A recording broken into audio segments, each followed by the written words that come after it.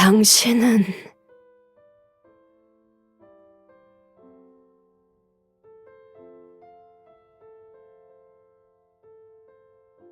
네, 접니다.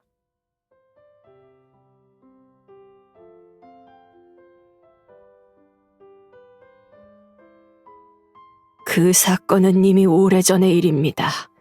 더 이상 얘기할 필요가 없는 것 같네요.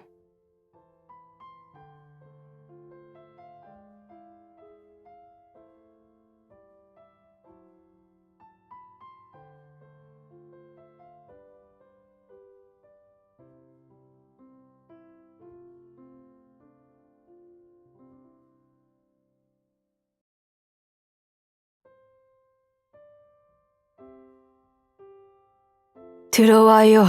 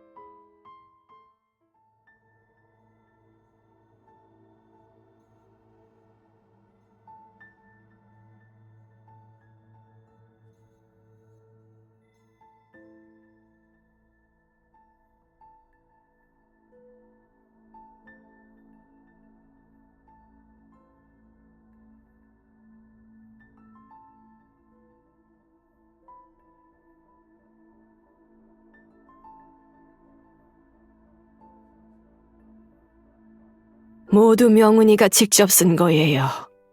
그 애가 이다 아카데미에서 겪은 일들은 전부 여기 적혀 있어요.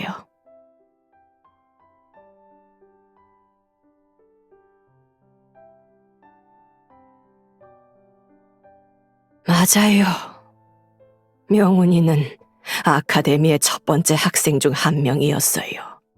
3개월째 되던 날, 한 여성이 명훈이를 집으로 돌려보냈어요.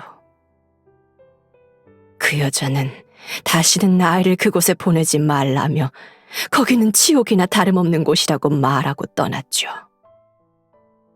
사실 전 처음엔 믿지 않았어요. 하지만 명훈이가 울면서 내게 무릎을 꿇더라고요. 명훈이는 이제부터 말을 잘 들을 테니 다신 자신을 보내지 말아달라고 말했죠.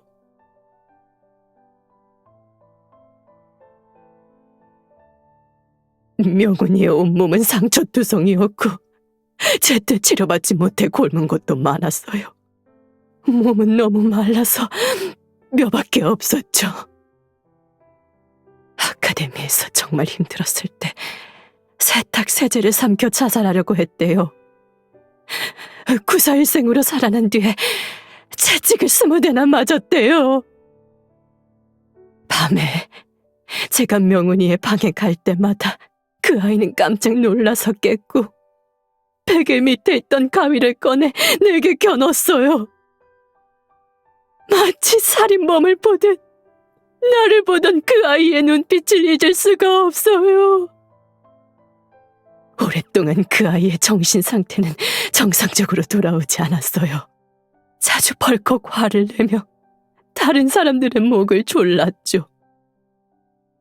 명훈이는 갑자기 다시 자신을 보내버릴까봐 두려워했고 누군가 자신에게 잘해주는 것도 두려워했어요.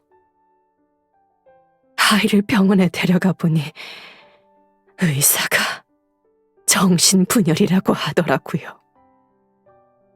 시간이 지나서 저는 명훈이와 함께 아카데미에 갔던 아이들 중 몇 명이 돌아왔다는 소식을 들었어요. 하지만 그중 일부 아이는 집에서 자살했어요. 네, 한 번은 명훈이를 공원에 데려갔는데 병 때문에 또 발작을 일으킬까봐 손발을 묶은 적이 있어요. 휠체어에 태우긴 했지만 여전히 많은 사람들이 겁을 먹더라고요. 하지만 분명한 건 아이들은 잘못한 게 없다는 거예요. 모두 우리 어른들이 잘못한 거죠. 나는 그 아이의 엄마가 될 자격이 없는 사람이에요. 난 내 생각이 옳았고 모든 게 아이를 위한 거라고 생각했지만 결국 아이에게 상처를 주기만 했어요. 정신질환을 앓고 있는 사람들이 사회에서 살아가기 힘들다는 것을 알게 된 것도 그때였죠. 평생 자신이 정신질환을 앓고 있다는 사실조차 모른 채 살아가는 사람들도 많아요.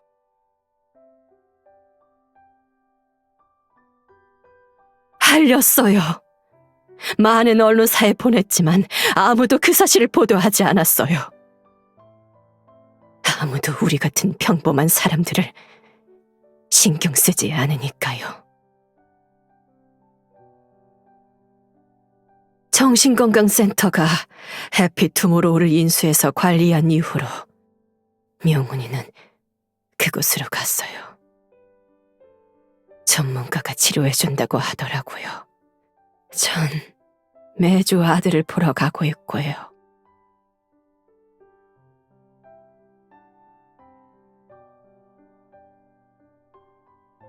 저도 앞으로는 어떤 아이들도 이런 고통을 겪지 않기를 바라요.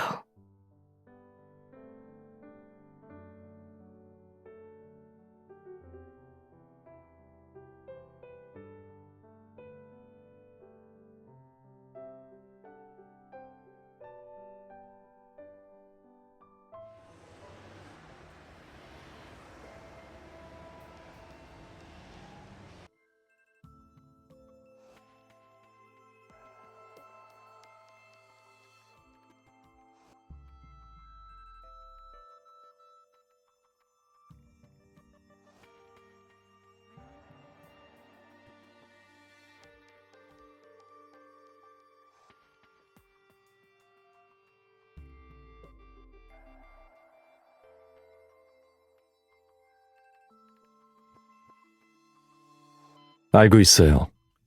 하지만 나도 이걸 찾고 있었다면요?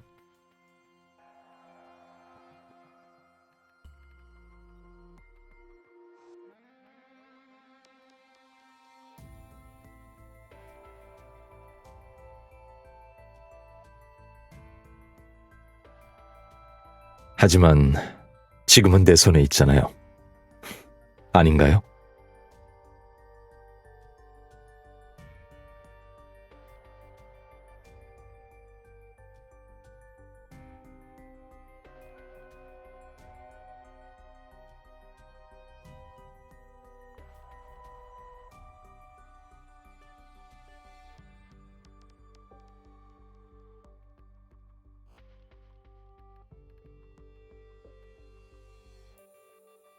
방금 당신 반응이 내가 지금껏 알아온 당신의 모습과 전혀 달랐어요.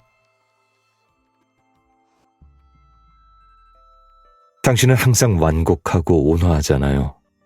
속으로는 화가 나도 겉으로는 잘 드러내지 않고요. 생각이 많을 때도 항상 말을 아끼고요.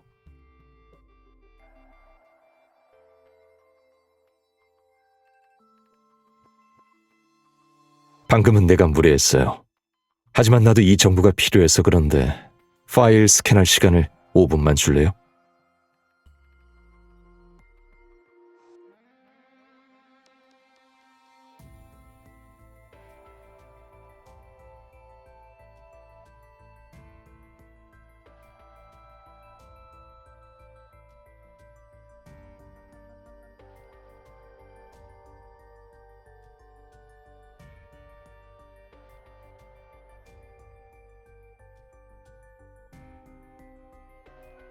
둘 다요.